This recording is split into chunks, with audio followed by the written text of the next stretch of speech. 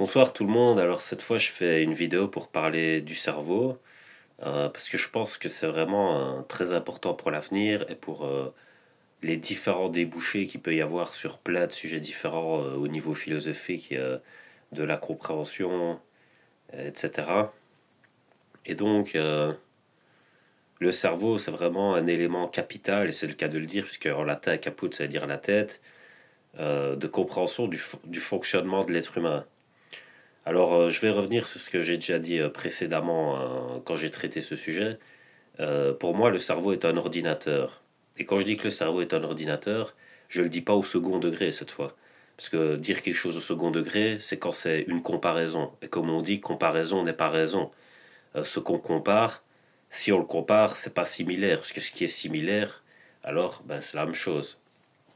Et donc il n'y a pas d'inégalité ou de différence à trouver, etc. Moi, je le dis au premier degré parce que pour moi, le cerveau, c'est un ordinateur. Le cerveau n'est pas comme un ordinateur, c'est-à-dire il n'a pas des similitudes et puis l'ordinateur euh, a des similitudes aussi, mais ils ont plein de trucs différents entre eux. Non, pour moi, le cerveau est un ordinateur. Alors, les gens vont dire que c'est une affirmation osée. Euh, c'est pas vraiment une affirmation parce que je le garde en mode hypothétique, mais je valide l'hypothèse en fait. C'est-à-dire, je la valide pas comme une démonstration, mais je valide l'hypothèse du fait que pour moi le cerveau est un ordinateur au premier degré. Donc voilà, ça c'est une petite parenthèse. Pourquoi je valide ça? Parce que pour moi, le cerveau il fonctionne exactement comme un ordinateur quand vous le regardez. Vous avez une carte graphique, vous avez un stockage mémoriel, vous avez un moteur de recherche, vous avez plein de trucs, des gigas de RAM. Ça, c'est la vitesse à laquelle votre cerveau fonctionne. Vous avez des process de calcul dans le cerveau. Voilà, et vous avez des connexions, exactement comme il y a des connexions entre différents ordinateurs, il y a les mêmes connexions entre les neurones. Ces connexions, ils appellent des synapses. Donc voilà, l'être humain, quand il invente quelque chose, il mime ce qu'il connaît au travers de son imagination. Donc ça vient plus de son inconscient ou au travers de ce qu'il voit et qu'il arrive à répliquer. Ça, c'est plus la conscience. Et donc, euh, je pense que le cerveau, il fonctionne comme un ordi. À partir de là, il faut partir du postulat que il va falloir revoir notre façon d'appréhender la psychologie dans l'avenir et aussi mettre les barrières qu'il faut aussi pour la démocratie parce que si comme je le pense le cerveau est un ordinateur, il y a aussi ce qu'on appelle un état d'esprit, donc le cerveau devient une nation qui doit avoir une propriété privée puisque sur les ordinateurs vous avez normalement des outils qui permettent de maintenir la propriété privée. Et voilà, mais comme dans les nations, bah, il peut y avoir des soucis, il peut y avoir des infiltrations, du sabotage, des trucs comme ça. Et donc, ça, il faut bien le comprendre aussi pour que l'être humain puisse redevenir maître de son libre arbitre. Alors, là où je dirais qu'il faut améliorer la psychologie, c'est dans la connaissance informatique. Donc, il faudrait donner des genres de cours de psychologie informatique euh, pour que les gens puissent en arriver au même niveau que les gestionnaires d'IA, au niveau de la connaissance de la programmation, voilà, de la protection, de l'élaboration aussi d'un cerveau. Et par rapport à ça, ben, moi j'ai une vision libérale, parce que la vision libérale, c'est de ne jamais enlever le consentement de la personne concernée. C'est-à-dire, si par exemple une personne a un problème, on peut développer des outils pour en venir à bout de ce problème, mais comme le cerveau est sa propriété privée, il faut absolument son accord en dehors de toute possibilité de manipulation externe, etc. Et remarquer aussi s'il n'y a pas une pénétration interne qui modifie l'état de conscience de la personne concernée. Voilà, donc ça, ce sont des barrières à mettre en place pour éviter toute forme de fascisme. Mais bon, le progrès humain qui permet d'aider des gens qu'on ne peut pas aider aujourd'hui, il ne faut pas s'en priver quand même. Donc, si on découvre, par exemple, qu'il il y a des virus cérébraux. euh, Moi, c'est une hypothèse que j'aimais aussi. Ce sont des croyances fausses qui ne correspondent pas au savoir, mais qui sont hostiles. C'est-à-dire que c'est des entités hostiles qui sont dans le cerveau. Et au niveau d'une nation, bah, c'est comme une forme de colonisation. C'est-à-dire que vous avez une guerre interne qui crée une scission nationale.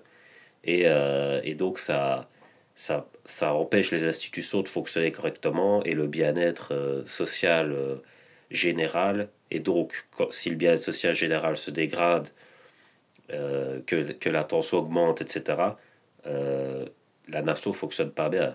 Donc, elle peut entrer en déficit économique.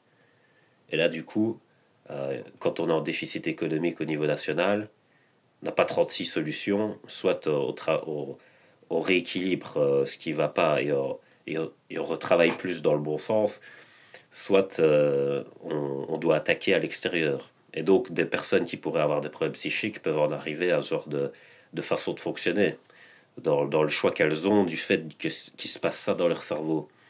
Et voilà à quoi on en arrive quand on comprend ça. Et, euh, et aussi, si on est formé à ça, ben, on saura détecter où se situe un virus, par exemple, et le bannir tout de suite pour ne pas que la personne en soit dépendante et développe des comportements qu'elle-même ne comprend pas et qui sont toxiques pour l'environnement. Donc voilà. Donc pour le bien-être de la personne en elle-même, mais aussi pour son environnement, ce serait bien de comprendre ce genre de choses. Et donc moi je vous dis tout ça parce que il y a plein de gens qui comprennent pas ce qui leur arrive parce qu'ils n'ont pas ce genre d'informations. Ils ressentent des trucs ou quoi, ou ils voient des trucs et ils se disent ah je comprends pas ce qui se passe. En fait, le, par exemple, au niveau des virus, il y a un virus qui s'appelait I Love You.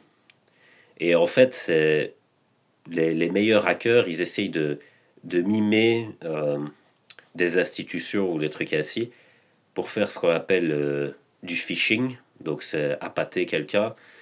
Comme ça, la personne, elle clique. Et en fait, quand tu cliques, ça équivaut à quoi au niveau psychologique? C'est donner son consentement. Et en fait, quand tu laisses entrer une personne dans ton cerveau, entre guillemets, et ça vient souvent par l'affection, elle peut installer quelque chose qui lui appartient à elle. Alors si les personnes vous aiment bien, elles peuvent faire ça, mais en mode ambassade, donc une union saine, il y a une ambassade de l'un chez l'autre, et ça crée les relations internationales, on va dire, saines. Mais par contre, quand c'est malsain, ben, l'autre met euh, une entité de colonisatrice ou destructive. Et donc ça détruit de l'intérieur, petit à petit, à petit feu.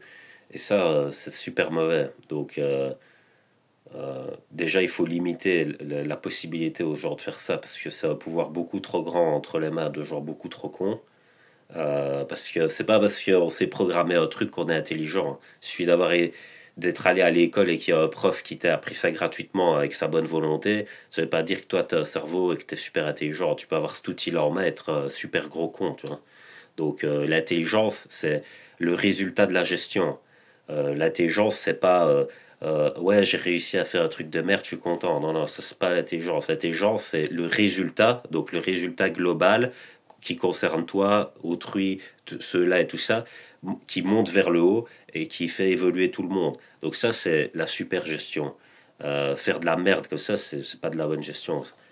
Ça sème le chaos, justement. Alors après, je vais pas juger parce qu'il y a une situation économique qui est complètement déséquilibrée et tout ça, et je suis d'accord avec vous, donc les gens font ce qu'ils peuvent pour s'en sortir. Moi, je parle vraiment d'élan d'ego qui ne mènent à rien et qui n'ont pas de sens réel pour s'en sortir soi-même, tu vois ce que je veux dire. Donc voilà, c'est complètement stupide. Après, moi je vous informe de ça parce que je pense que voilà, les gens qui font des études poussées à l'école, ce qui n'est pas le cas de la majorité des gens malheureusement, ils vont avoir accès à des informations un peu similaires et ils vont les utiliser en abus de pouvoir. Donc moi je pense qu'il faut informer les gens parce qu'ils ont le droit de pouvoir se défendre et ils ont le droit d'être propriétaires de leur propre vie sans qu'on entre dans leur dernier bastion de résistance qui est leur libre arbitre. Voilà, donc, et j'espère que tout le monde entendra ce message. Et voilà, donc je vais vous laisser sur ça, passer une bonne nuit.